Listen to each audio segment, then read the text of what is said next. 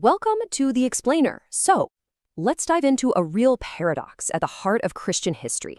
How did this faith manage to survive not just a full-on assault by an empire trying to destroy it, but also a slow creeping decay from the inside? We're going to look at two key moments in history that really get to the heart of its resilience.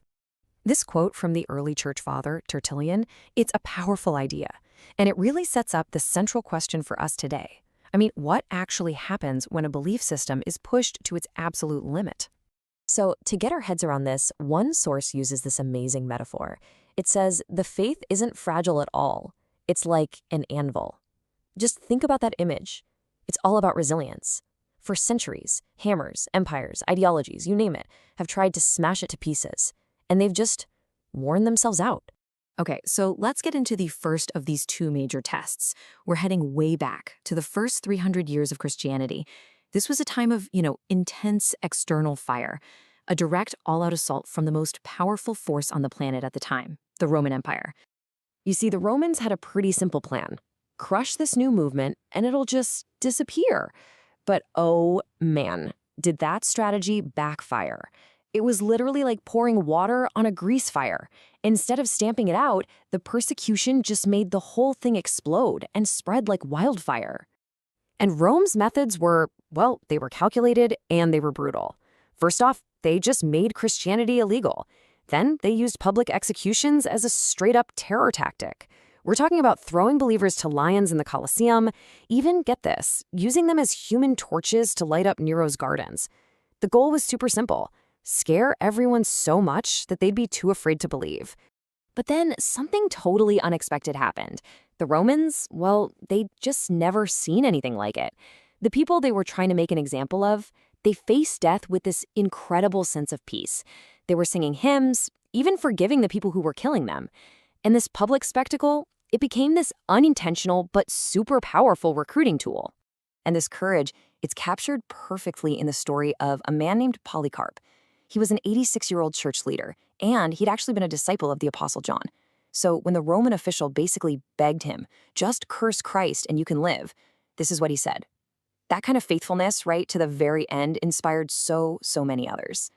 And this story really gets to the core logic of the early church, which is captured so well in this verse from the book of Revelation.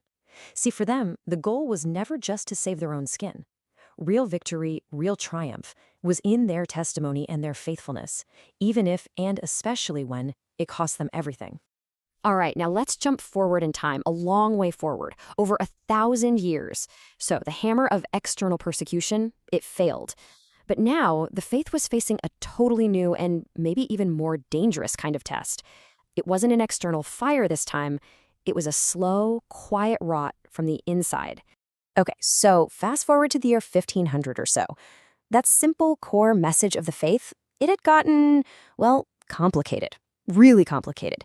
It was buried under all these layers of man-made traditions, complex rules, and you could even buy God's forgiveness. They were selling these certificates called indulgences. And this created a huge shift in how people understood their faith. The original gospel message, which is all about it is done, was replaced by a religious system that was all about you must do. Salvation went from being this free gift you receive to being more like a wage you had to earn through your own performance and rituals. But then comes this German monk, Martin Luther. And as he's poring over the scriptures, he makes this absolutely groundbreaking rediscovery.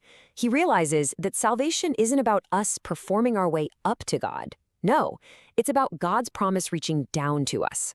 So what does he do? On October 31st, 1517, he takes a stand. He walks up to the church door in Wittenberg and nails a list of 95 arguments against all this corruption. And it's so important to get this. His goal wasn't to start a whole new church. He was trying to fix the one he was in, to call it back to its original message. And this one verse from the book of Romans, this was the key that just unlocked everything for him. The huge idea he brought back to light was this.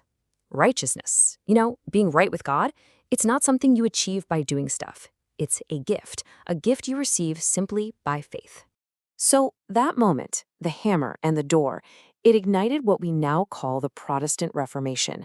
And it was really all about rediscovering 5 core principles that had gotten buried over the centuries. They're known as the five solas. Sola is just Latin for alone.